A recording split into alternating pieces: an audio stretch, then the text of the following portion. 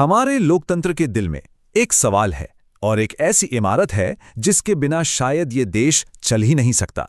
आज हम यही समझने वाले हैं कि वो क्या है और आखिर वो इतनी जरूरी क्यों है।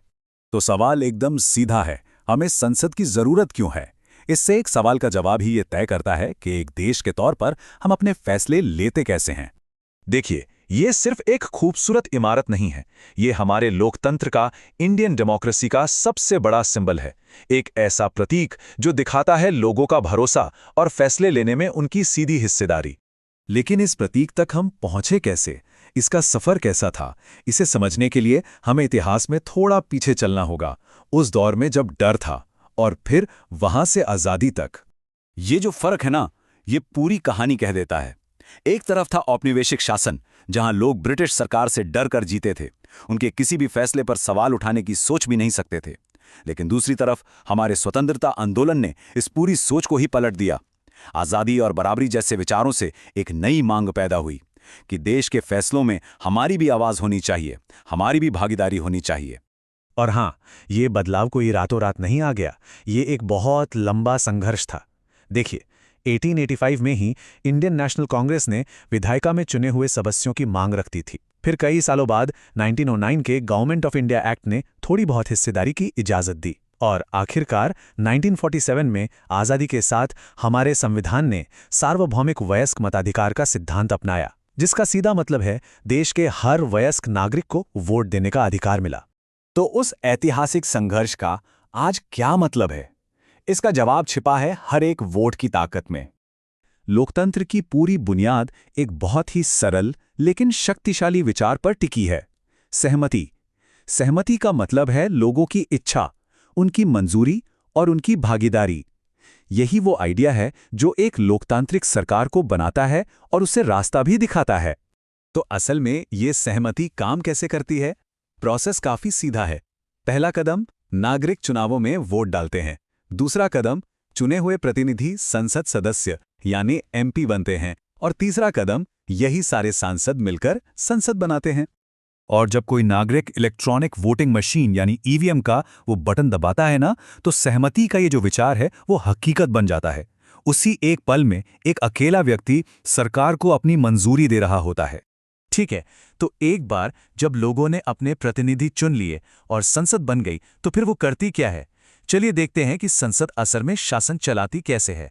संसद के मोटे तौर पर दो मुख्य काम हैं। पहला, देश की सरकार को चुनना, और दूसरा, उस सरकार को कंट्रोल करना, उसे गाइड करना और उससे जानकारी मांगना। अब एक एक करके इन दोनों को समझते हैं। सरकार बनाने का पूरा प्रोसेस शुरू होता है चुनावी नतीजों से। उदाहरण के लिए, ये 2014 के 16वीं लोकसभा चुनाव के नतीजे हैं। ये दिखाते हैं कि किस राजनीतिक पार्टी को कितनी सीटें मिली, मतलब कितने सांसद मिले। तो सरकार बनती कैसे है? बहुमत से। सिंपल।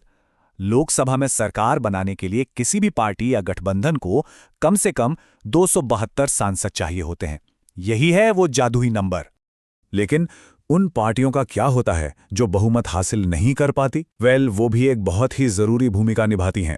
वो सभी पार्टियां जो बहुमत वाली पार्टी का विरोध करती हैं, वो सब मिलकर विपक्ष बनाती हैं।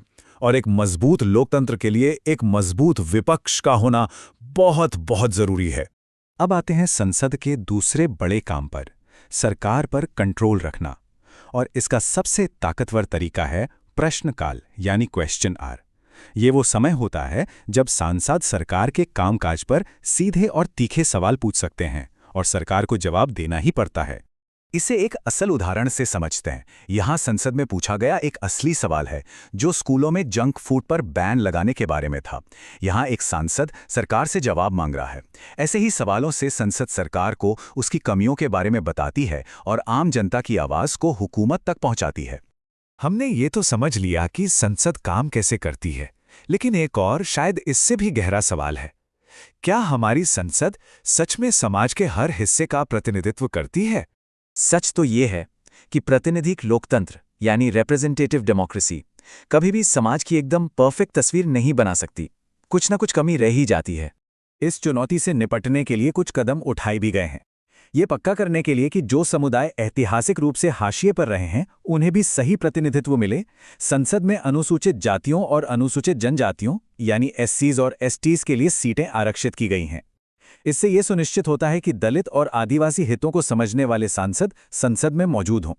और ठीक इसी तरह महिलाओं के लिए भी सीटों के आरक्षण पर एक लंबी बहस जारी है। और ये बहस इतनी जरूरी क्यों है? जरा इस चार्ट को देखिए, ये 2 नंबरों की कहानी है।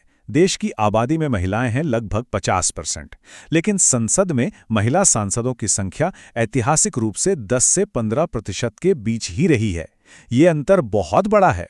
तो हम इस सवाल के साथ अपनी बात खत्म करते हैं, क्या हमारी लोकतांत्रिक व्यवस्था उतनी प्रातिनिधिक है जितनी उसे होनी चाहिए?